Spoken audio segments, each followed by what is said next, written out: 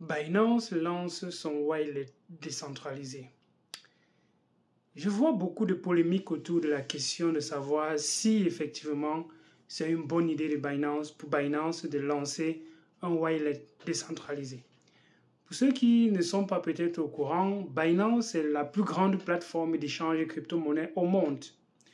Donc, vous imaginez que il y a beaucoup de personnes qui travaillent dans cette entreprise pour la faire croître. Et s'ils lancent un wallet décentralisé, je pense qu'ils comprennent un peu les besoins et les enjeux qu'il y a derrière le fait que plusieurs personnes sont en train de quitter les plateformes centralisées pour aller vers les plateformes décentralisées. Si on essaye de regarder les vidéos de part sur YouTube et par-ci par-là, on encourage les uns et les autres à posséder leurs propres phrases mnémotiques. On encourage les uns et les autres de sortir des exchanges centralisés pour aller vers les exchanges décentralisés. Donc, un enjeu majeur pour les exchanges centralisés, c'est de voir comment ils peuvent faire en sorte que les personnes ne sortent pas des exchanges centralisés, mais plutôt qu'ils aient une facilité en étant dans les exchanges centralisés. Et voilà la raison pour laquelle plusieurs exchanges vont peut-être aller dans ce sens-là et proposer des services décentralisés, bien qu'il y ait une interface qui va connecter les deux, comme Binance l'a fait actuellement. Je vais un peu revenir sur certaines façons d'utiliser la crypto-monnaie dont nous sommes aujourd'hui tous, nous sommes tous témoins et nous faisons pratiquement tous la même chose. Aujourd'hui, qui peut me dire en commentaire de cette vidéo qui n'a pas encore interagi avec une plateforme centralisée? C'est-à-dire quoi? Tu as ta crypto-monnaie, tu as un portefeuille décentralisé et tu n'as jamais interagi avec ce portefeuille, avec une plateforme centralisée. Si c'est le cas, chapeau à toi. Mais il est très fort probable que le portefeuille que tu as interagi avec un portefeuille qui a interagi avec un portefeuille centralisé. Et généralement, ce que les gens font, c'est quoi? Ils ont deux portefeuilles. Un portefeuille qu'ils vont utiliser pour sécuriser leur crypto-monnaie en disant « Ok, ça c'est le portefeuille que je ne connecte à rien. » Et quand ils veulent sortir la crypto-monnaie de ce portefeuille, ils vont passer par un autre portefeuille avant d'arriver sur une plateforme centralisée. Donc, majoritairement, nos portefeuilles que nous avons tous ont d'une certaine façon interagi avec les plateformes centralisées. Et donc, si l'idée derrière c'est l'anonymat, en réalité, on perd l'anonymat du moment où on interagit avec une plateforme centralisée ou du moment où on interagit avec une personne qui a interagi avec une plateforme centralisée. Donc, les plateformes centralisées sont un peu comme une plaque tournante de l'écosystème crypto-monnaie aujourd'hui. Et donc, comme Binance propose, bien évidemment, ce que je vais dire, plein de personnes ne seront pas d'avis avec ce que je dis, mais bon, je dis ce que je pense toujours effectivement. Vous savez qu'il y a plein de personnes qui, même comme on leur martèle chaque jour de ne pas garder leur crypto-monnaie dans les portefeuilles centralisés, vont trouver les portefeuilles centralisés assez confortables. Ils vont trouver qu'il y a de la plus-value en restant sur les plateformes centralisées parce que c'est beaucoup plus simple d'utilisation.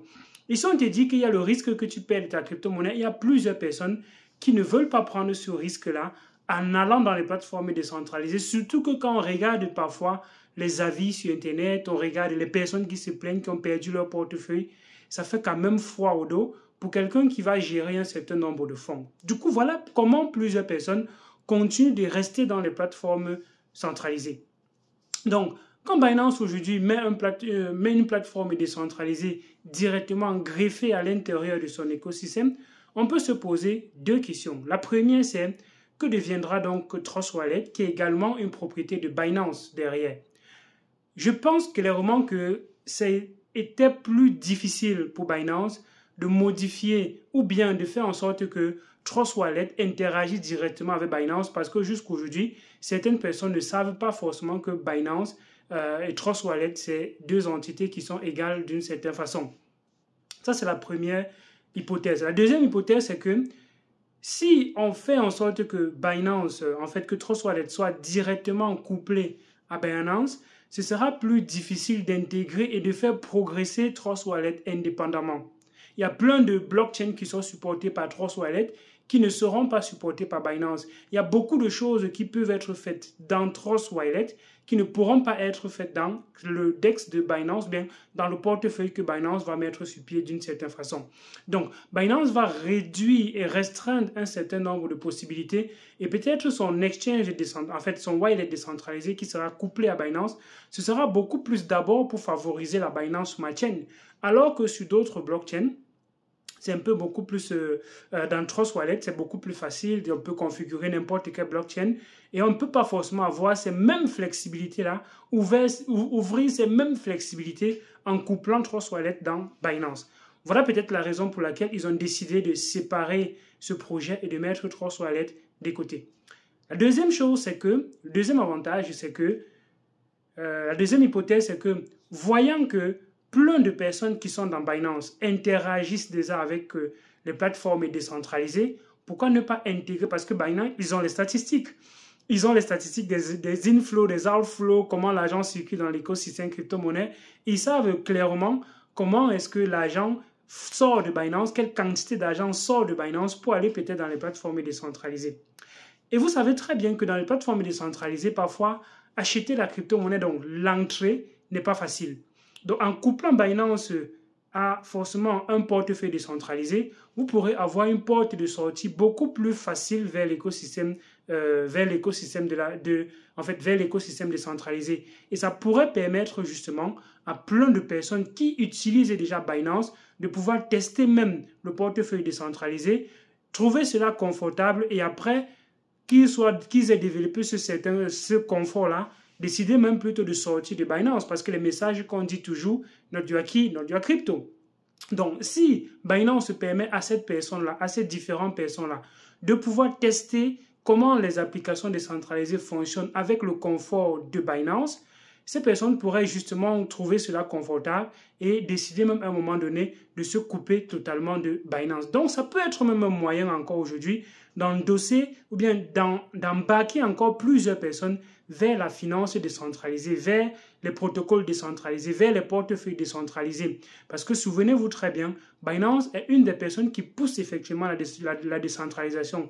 Voyant donc que la régulation est en train d'arriver et que Binance ne peut pas exercer dans plusieurs pays, vous voyez donc que s'ils permettent aux personnes de pouvoir utiliser facilement les applications décentralisées, même si ces personnes à un moment donné vont se couper de Binance, ils pourraient continuer de conserver les crypto-monnaies, ils pourraient continuer d'exécuter les choses sur la blockchain directement parce qu'ils auraient justement appris cela au travers du portefeuille de Binance. Donc je pense que ce n'est pas forcément une mauvaise idée que ça. La grosse question qu'il faut se poser, c'est au niveau de la sécurité. Et quand je regarde l'article qu'ils ont fait, ils ont clairement dit qu'ils utilisaient du multi-party computing pour pouvoir abstraire les données et les informations qui vont transiter entre les deux. Donc, quand vous êtes dans le portefeuille décentralisé, normalement, Binance n'est pas censé envoyer les données de votre exchange centralisé vers la plateforme décentralisée. Ce qui va donc faire en sorte que les personnes pourraient être beaucoup plus protégées avec ces mécanismes de multi-party computing-là qui vont abstraire un certain nombre de choses. Donc, je pense que clairement, ce n'est pas une mauvaise idée que ça. Ça va permettre aux personnes qui sont déjà confortables dans les plateformes centralisées de pouvoir tester les plateformes décentralisées directement dans les plateformes centralisées et après maintenant shifter pour aller simplement de l'autre côté. Donc, la question de la sécurité au niveau de la clé privée, est-ce que la clé privée est détenue par Binance? Là, c'est là où il faut justement chercher et creuser. Je n'ai pas encore eu de réponse à cette question, mais je continue toujours de chercher. Mais bon, j'ai testé quand j'ai regardé aujourd'hui. J'ai ouvert cet endroit, c'est assez facile. Je vais peut-être faire une vidéo pour vous expliquer comment ça marche. Quand vous arrivez là-bas, on vous demande clairement de restaurer votre mot de passe. Donc, dès que vous arrivez, votre compte est déjà créé. Donc, votre compte est déjà généré dès que vous arrivez là-bas. Et vous pouvez justement en générer plusieurs. Vous pouvez avoir plusieurs wallets. Comme dans Trust Wallet, vous pouvez en avoir autant. Vous pouvez créer, et à chaque fois, on va vous demander, il y a une petite pastille popine là qui apparaît et qui te dit « Sauvegarde ta phrase mnémotique ». Donc, le seul fait de te dire de sauvegarder ta phrase mnémotique, ça te donne une information qui te permet de manipuler ton portefeuille. Ça veut dire que même si Binance a cette information, tu as également cette information. Bon, même si Binance a cette information, chose qu'ils ne doivent pas normalement avoir, mais même si Binance a cette information, toi également, tu as l'information et ce portefeuille-là, tu peux le connecter carrément ailleurs. Et justement, il peut être connecté dans Trust Wallet et être connecté à la fois dans Binance. Et tu peux justement manipuler tes crypto-monnaies à partir d'autres endroits. Et ce serait peut-être un moyen beaucoup plus simple de pouvoir transiter la crypto-monnaie d'un endroit à un autre. Parce que ce qu'ils vont probablement faire, c'est peut-être les adresses doivent être les mêmes. Bon, ça, je ne suis pas très sûr, mais les adresses doivent être forcément différentes. Mais bon, moi, je pense que ce n'est pas forcément une mauvaise idée, comme la communauté est en train de s'enflammer. Je pense que ça va permettre d'embarquer un nouveau type de personnes, des personnes qui étaient beaucoup confortables. Ça va leur permettre de tester de nouvelles choses. Ils vont peut-être nous rejoindre dans les portefeuilles beaucoup plus décentralisés comme Trust Wallet. Il y a toujours la place pour Trust Wallet. Je pense que le type de client qui est ciblé par Trust Wallet et le wallet qui est développé par Binance, couplé directement à l'exchange, ce n'est pas les mêmes personnes. C'est deux types de personnes différents. Et alors, ce n'est pas la même cible. Le produit ne cible pas les mêmes personnes. Du coup, Trust Wallet va toujours continuer d'évoluer comme ils évoluent en proposant beaucoup plus d'innovation par rapport à la concurrence dans son secteur. Et l'autre va continuer forcément d'évoluer. Et ça peut permettre justement aux personnes de consommer même les services de la finance décentralisée et apporter encore beaucoup plus facilement de liquidités dans la finance décentralisée. Donc, c'était le vice-conduit. Dis-moi ce que tu penses en commentaire de cette vidéo. Qu'est-ce que tu penses de cette nouvelle venue de Binance?